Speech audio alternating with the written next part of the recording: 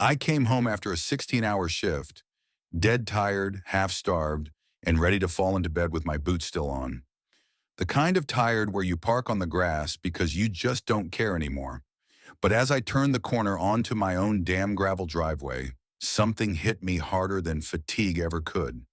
There was a moving truck parked in front of my porch. Three guys were loading boxes into it. My boxes, and there, hammered into the front lawn like a knife to the chest, a red and white sign that said, "Sold." If you've ever had that moment where reality doesn't click fast enough, where your brain just refuses to believe what your eyes are screaming, then you know exactly how I felt standing there in the dust, with my ranch house looking back at me like it belonged to somebody else. Before we get into what happened next, how my entire property was sold behind my back, how the HOA tried to bury me alive, and how one woman named Linda picked the wrong rancher to screw over, go ahead and hit that like button.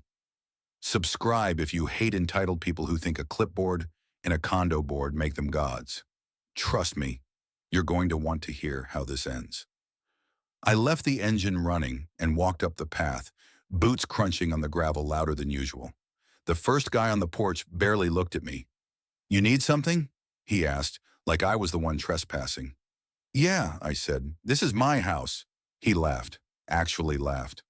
"Not anymore, man. New owner signed off this morning. We're just clearing it out." My mouth went dry. "What the hell are you talking about?" He nodded toward the driveway, where a silver SUV was idling. Inside was a woman, maybe late 50s, with platinum blonde hair pulled so tight it looked painful.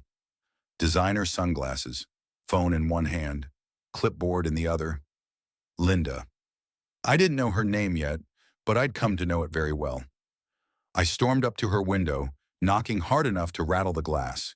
She rolled it down half an inch, like I was some solicitor she wanted to shoo away. "Can I help you?" she asked, voice coated in sugary venom. "I live here," I said. "What the hell is going on?" "You lived here," she corrected. "This property was processed through expedited HOA forfeiture for non-payment of fees. It's been sold." "Expedited what?" I said, actually taking a step back. "I've lived here for 12 years. No notices, no hearings, and I paid my dues." She gave a tight smile. "Sir, the HOA has been attempting to reach you for months. You were delinquent for over 180 days. In accordance with Section 14B, Paragraph 3, "Lady," I snapped, "I work nights. I get home maybe once a week. But I paid, and nobody gave me a warning about forfeiture." She finally lowered the window all the way, leaning out like a snake about to strike. "Well, maybe next time. Don't ignore official correspondence. This is no longer your concern. The buyer takes possession at 5 p.m. I could feel the blood draining from my face. "Who signed the paperwork?" "Your silence did," she said. "And the HOA board, of course." That's when I called the police. Not because I thought they'd help. Hell no. But because I needed someone to witness this madness. When they arrived 15 minutes later, I laid everything out. The house was mine.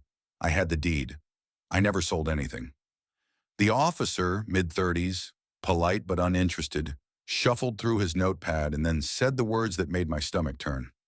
"Technically, sir, if the HOA filed the right forms and posted the notices, even if you didn't see them, they might be within their rights. You'll have to take it up civilly." "So that's it?" I asked. "They can sell my house out from under me while I'm working double shifts?" "Take it to court," he repeated, like a broken record. Linda stood on the porch now, arms folded, smug as hell. "If you have a problem, you can speak to our legal rep," she said. "I want the buyer's name," I told her. "You'll find out during discovery," she said, turning back toward the house like I didn't exist. I stood there, watching movers pack up my life, the same porch where I used to drink coffee with my old man. Now crawling with strangers, tossing my tools into a cardboard box like they were trash. That night I didn't sleep. I drove to a buddy's place and sat at his kitchen table with a yellow notepad and every scrap of mail I could find from the last 6 months. Not one foreclosure notice, not one certified letter. Nothing but a few petty fines for overgrown weeds and unauthorized vehicle parking. HOA fees, paid in cash at the clubhouse every month. This wasn't a mistake. It was a hit job, and I was going to find out exactly who ordered it. The next morning, I was parked in front of the HOA office before the sun even came up. It was a beige prefab building wedged between a gas station and a dry cleaner, with a dusty American flag out front and a sign on the door that read, "By appointment only." That didn't stop me. I knocked. Hard. Nothing. Knocked again, this time with the side of my fist. After a long pause, I saw motion behind the frosted glass. The lock clicked, and there she was again. Linda, in a different pastel blouse but with the same clipped tone and surgically frozen smile. "I told you yesterday, I'm not here for theater," I said, stepping inside. "I want every document you've got with my name on it. Every fine, every letter, every vote. Right now." "You'll need to submit a written request," she began. "Already did." I slapped a handwritten letter onto the counter. "2 copies, one for you, one for my attorney." That got her attention. She narrowed her eyes. "You have legal representation?" "Not yet," I said, "but I will by lunch." She stared at the paper, then waved toward a younger assistant behind the desk. "Get Mr. Wolf's file." A minute later, I was handed a manila folder about half an inch thick. I flipped through it, sitting on the only chair in the lobby. Most of it was junk. Notes about non-compliant lawn height, a citation for excessive vehicle noise that literally listed my truck idling in my own driveway. And then I saw it. Notice of HOA lien filing, dated 2 months ago, mailed certified. I never received it. Warning of delinquency, marked posted to door, dated on a Thursday when I was out of town for a work contract. And then, the real kicker. Board vote to initiate forfeiture proceedings. Approved 4-0. Linda's signature at the bottom. "Where's the signature from me?" I asked. "Where's the bill? Where's the invoice? You never called me." "HOA correspondence is not required to be acknowledged to be valid," she said coolly. "We followed protocol." "You mean you forged a trail that made it look like I was ignoring you?" She didn't respond.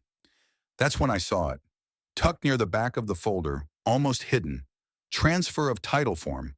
Notarized with a signature I had never seen before. Allegedly mine. "Who the hell is this notary?" I asked, standing. Linda walked over slowly and pointed to the form. "Marla Jenkins, independent contractor. We use her frequently." "I'm going to find her," I said. "And when I do, she better have one hell of an explanation for signing off on something I never touched." I left the office shaking, but not from fear, rage. It was the kind of fury that starts in your chest and climbs your spine like fire. These people didn't just take my house. They fabricated a trail to justify it, and they thought I'd roll over and let it happen. Wrong man. I started digging. By lunchtime, I had the name of 2 other homeowners who had lost property in the past 18 months under similar circumstances. One was an older man who lived in an RV on the edge of the neighborhood, whose lot had been cleared while he was in the hospital. Another was a young couple who left town for 2 weeks and came back to find their shed demolished and a lien on their account for unauthorized structures.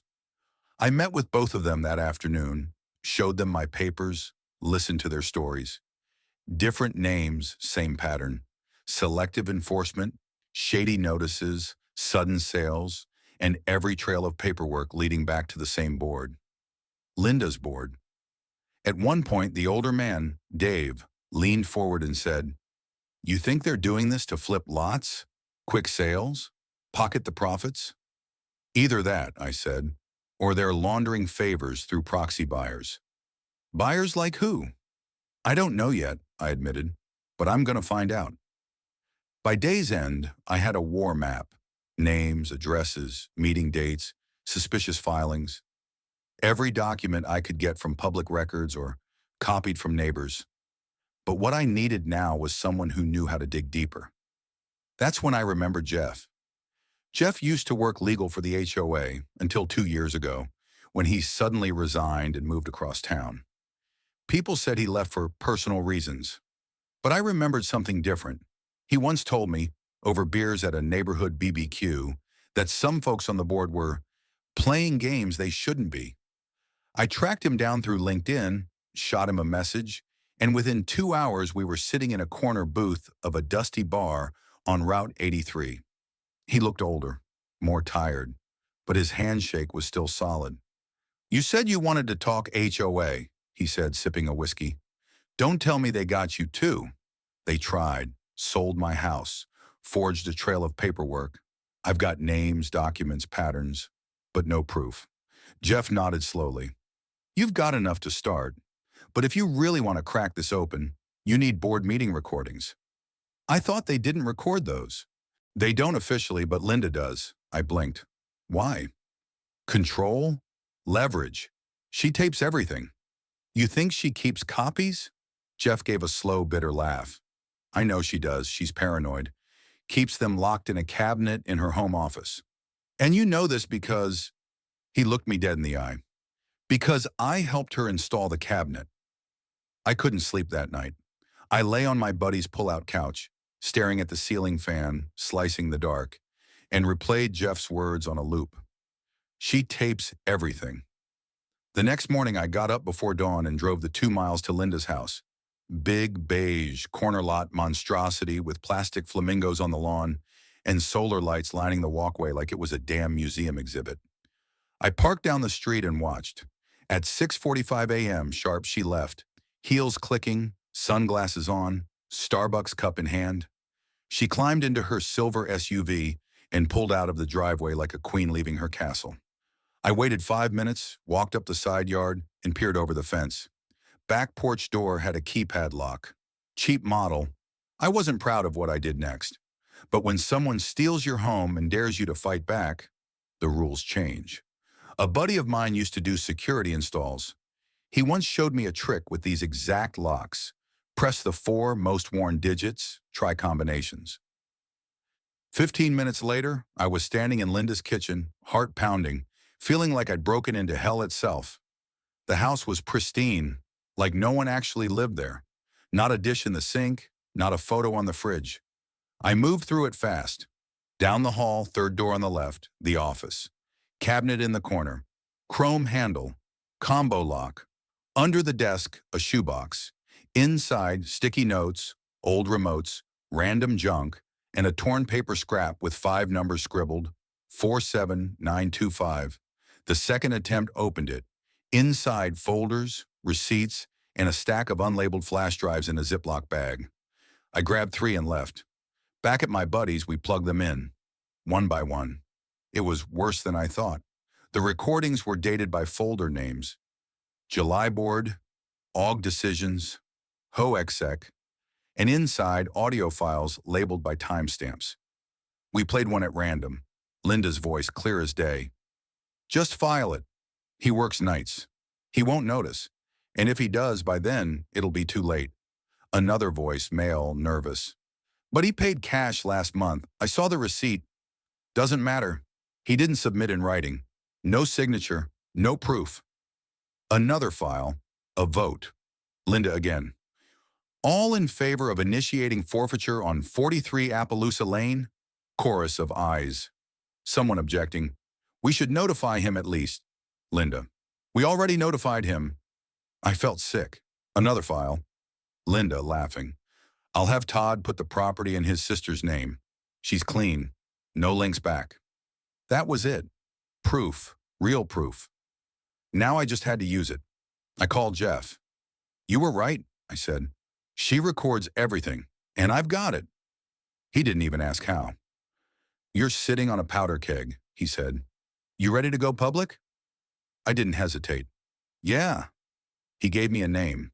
Rachel Vargas, a local reporter who'd been circling HOA scandals for months. I sent her a Dropbox link with copies of the audio files. 10 minutes later, my phone rang. "This is explosive," she said. "If we run this, it's going to light up the whole damn county." "Good," I said. "Light it."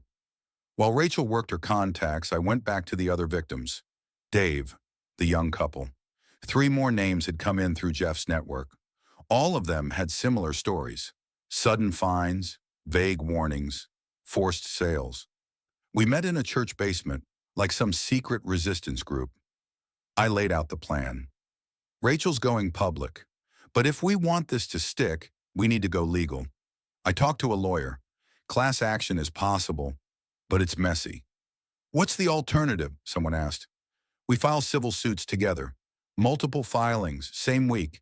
It overwhelms them, forces their hand. What about criminal charges? The young guy asked.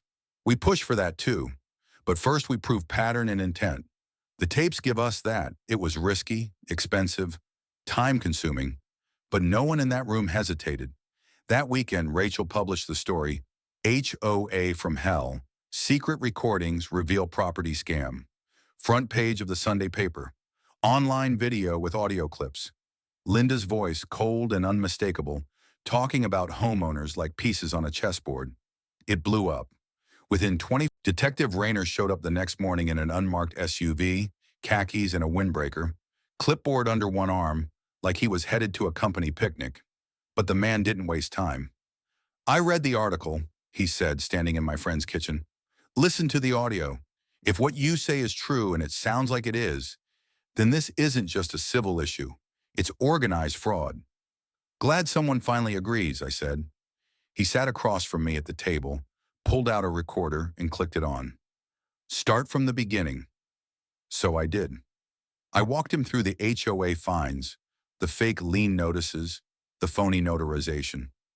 I handed over copies of the audio files, the forged transfer of title, even my bank statements showing consistent cash payments. Every damn thing I had. He listened, took notes, asked real questions. By the end of it, he looked grim. This is going to take time, he said, but we're opening an investigation. I'll be in touch. That was enough for now. In the meantime, Rachel's article had gone viral, shared, reposted, stitched into reaction videos. People across the country were commenting with their own HOA horror stories. And within a few days, an unexpected name popped up in my inbox. Martin Delgado, County Property Registrar. His email was short. There may be irregularities in the transfer record of your property. I'd like to meet. We met the next day at his office. Middle-aged guy, no nonsense, with the air of someone who's been doing his job too long to be surprised anymore. He pulled up a screen, rotated it toward me. According to our system, your property changed ownership via abandonment and HOA reassignment. Unusual, but not impossible. Except, he clicked. This document here, the one from the notary, it has a timestamp that predates the board vote by 2 weeks. My stomach twisted. He nodded, meaning the notary certified a transaction that didn't legally exist yet. That's forgery. I exhaled hard. Can you testify to that? He looked me dead in the eye. If subpoenaed? Absolutely. Meanwhile, Jeff had been busy. He uncovered financial filings. Linda had formed an LLC with 2 other board members, one of whom just happened to be the buyer of my home. They'd flipped 3 other properties in under 6 months, all cash sales, all routed through the same title office in a neighboring county. Every one of them with the same notary, Marla Jenkins. I went back to Rachel. This is bigger than my house, I told her. They're running a shell game, stealing property through fake delinquencies and flipping them for cash under fake buyers. She raised an eyebrow. You ready to go public with that? Let's burn it all down. The follow-up article dropped on Thursday. The real estate heist next door, how one HOA board profited from forced property sales, photos, documents, flowcharts, even screenshots of emails Jeff had dug up where Linda joked about harvesting the dead lots. The fallout was immediate. The district attorney opened a probe. The governor's office issued a statement. News trucks started showing up to the neighborhood gates. HOA members quit en masse. The website went dark. The clubhouse was vandalized. Somebody spray-painted thieves across the front in red block letters. And then it happened. A court order. Linda's assets were frozen. Her home, her SUV, even her bank accounts. The notary was arrested 2 days later for fraud and obstruction, and the judge issued an injunction to reverse all pending property transfers under dispute, including mine. I was standing outside the courthouse when I got the call. "This is Judge Levin's clerk," the voice said. "Mr. Wolf, the injunction has been granted. Your property will be returned to you effective immediately." I didn't answer right away.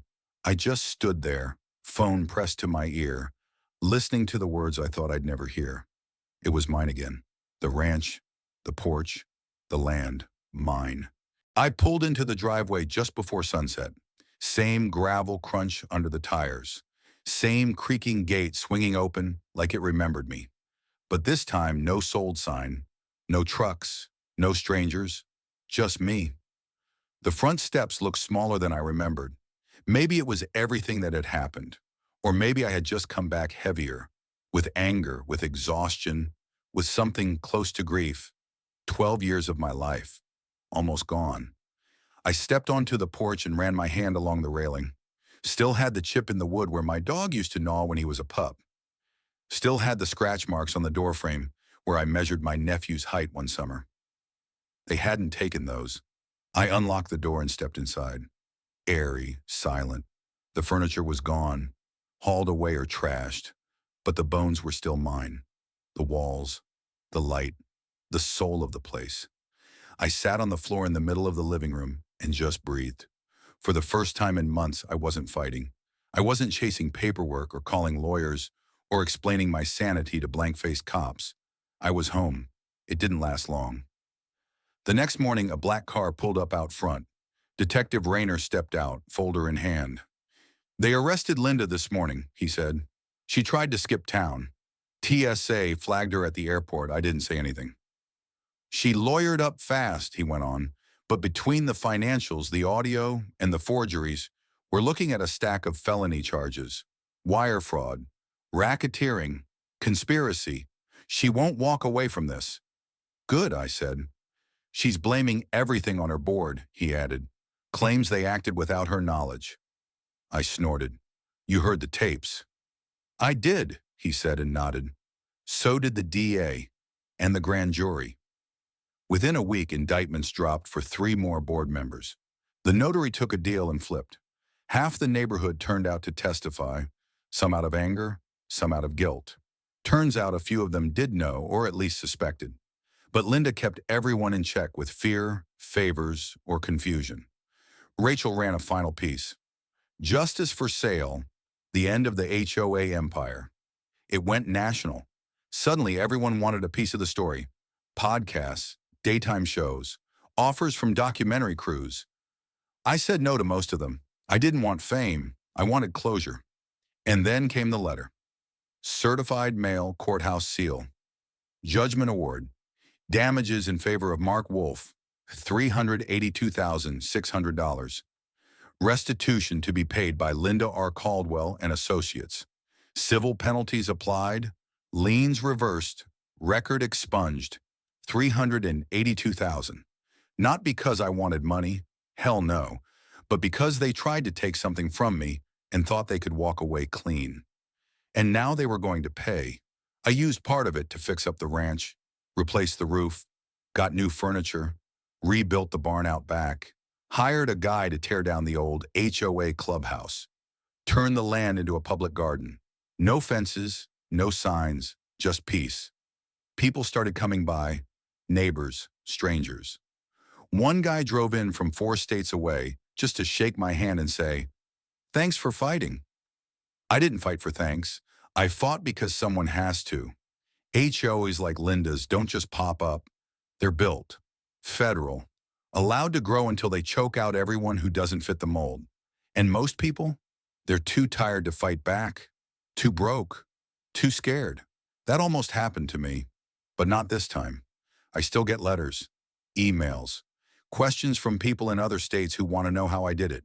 I tell them, document everything, record everything. Don't wait, don't blink, and never assume the system will protect you. Sometimes you are the system. The sun was setting again. I was back on the porch, coffee in hand, dog asleep at my feet. The wind moved through the grass like it had somewhere to be. The world for once was quiet, and as the last light hit the railing, I saw that old chip in the wood again, still there, just like me.